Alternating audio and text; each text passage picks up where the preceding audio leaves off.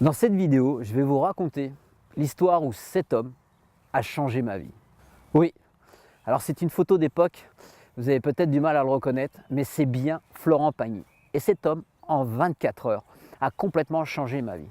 Aujourd'hui, je me trouve à l'endroit où je l'ai rencontré pour la première fois, il y a de cela 30 ans. Derrière moi, il y a un terrain où j'avais décidé, comme vous avez pu le comprendre, ma passion c'est la musique et ça c'était sur la seconde vidéo, eh bien j'avais décidé d'organiser un concert avec des artistes. Alors je ne connaissais personne et pourtant ici dans une commune de 9000 habitants, très loin de Paris, j'avais décidé d'organiser un concert à plus de 4000 participants. C'est assez difficile mais aujourd'hui il y a un collège, il y a un gymnase à l'emplacement où j'ai réalisé ce concert. Et ouais, ça fait drôle, c'est il y a 30 ans quand même, il y a 30 ans de cela. Mon caméraman me disait, en s'installant, il me disait, imagine, un des voisins arrive et dit « Hé toi, tu me dois de l'argent !» C'est ça, c'est la finalité de la vidéo. Eh bien, je dis « Ouais, c'est possible qu'il se rappelle de ça. » Donc, dans ce terrain qui se trouve juste derrière moi, il était complètement rasé, il y avait un chapiteau. Donc j'ai fait venir un chapiteau, c'était les chapiteaux de France, je me rappelle bien. Les chapiteaux de France sont venus, m'ont installé une énorme rotonde, j'ai mis une scène, j'ai fait venir un service de sécurité. On avait réalisé des parkings ici parce qu'il fallait quand même pouvoir garer l'ensemble des véhicules. Mais surtout, la clé de ce projet, c'était de faire venir des artistes. Et donc, je me suis adressé à un impresario, à un manager, parce que moi, je connaissais personne dans ce domaine-là, et on m'avait dit, tiens, va voir telle personne, il va pouvoir t'emmener quelques artistes.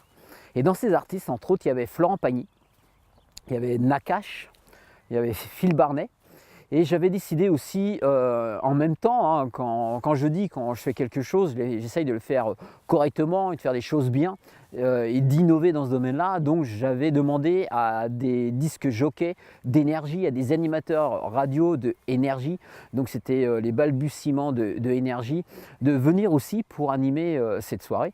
Donc je me suis retrouvé dans une petite ville de 9000 habitants à organiser ce concert, donc avec Florent Pagny, Nakache, Phil Barnet, il y avait Steve Walsh aussi et Serge Ab d'énergie pour animer.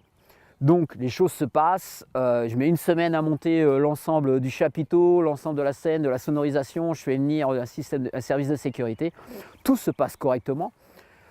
Je fais des préventes, c'est-à-dire comme chaque concert, eh bien, je décide de dire aux gens, ben voilà, si vous voulez bénéficier d'un tarif préférentiel, eh bien, vous pouvez déjà réserver votre place. Donc quasiment toute la ville où je me trouve, c'est Nemours, dans le 77, donc comme je vous dis, on est assez loin de Paris, eh bien, toute la ville achète des places, des gens qui sont autour du terrain. Ça me fait vraiment bizarre de voir les maisons à proximité, parce que quasiment toutes les personnes qui habitaient à proximité de ce concert, je les avais invités parce que, à cause du bruit.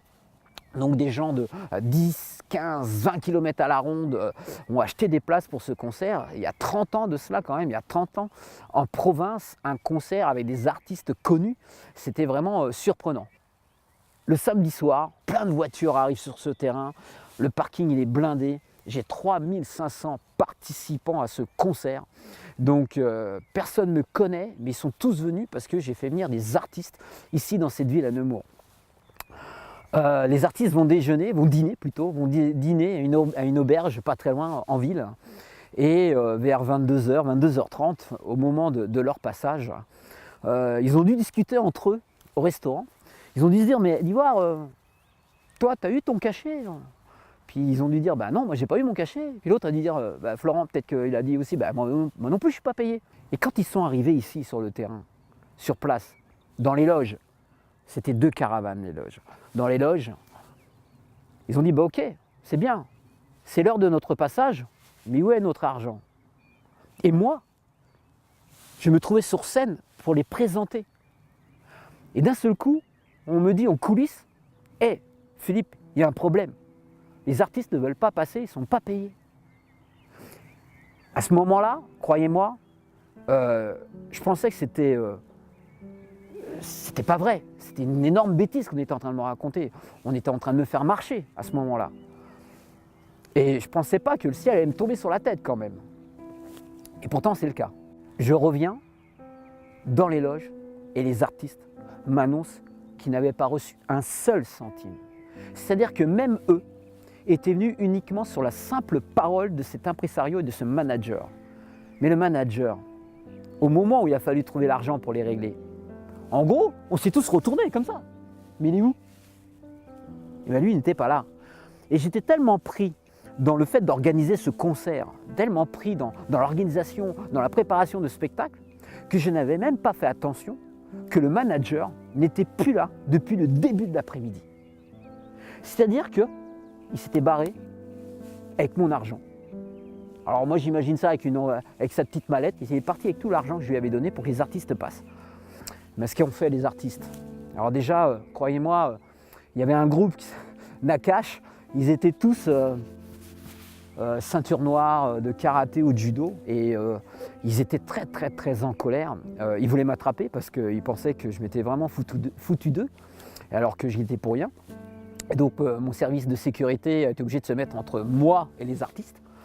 Et donc c'est parti un petit peu en live, en coulisses, mais bon, ça s'est très vite calmé. Les artistes sont partis, mais moi il a fallu que j'annonce à 3500 participants, 3500 personnes qui avaient acheté leur ticket pour voir ces artistes sur scène. Il a fallu que je leur annonce que jamais ils verront ces artistes, mais qu'en plus de ça, je ne pourrais pas les rembourser parce que je n'avais plus d'argent. Oui, le manager avait pris tout mon argent, vraiment toutes mes tripes que j'avais mis pour organiser ce concert.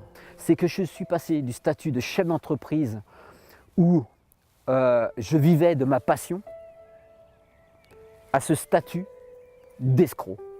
J'ai fait véritablement confiance à ce manager, les yeux fermés. Pourquoi? Parce que je partais du principe que moi, je n'y connaissais rien du tout. Je ne connaissais pas les artistes et je me suis dit, ouais, cette personne-là est en mesure d'amener Florent Pagny, Nakash, Phil Barnet, ça veut dire qu'il a déjà une certaine valeur, il a déjà une certaine expérience, donc je lui ai fait véritablement confiance, les yeux fermés.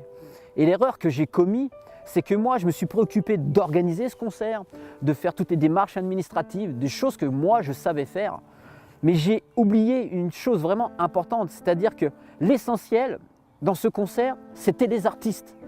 Et une chose que j'ai oublié de vous dire, c'est que après ce concert, j'avais déjà anticipé, j'avais déjà réfléchi sur un avenir différent.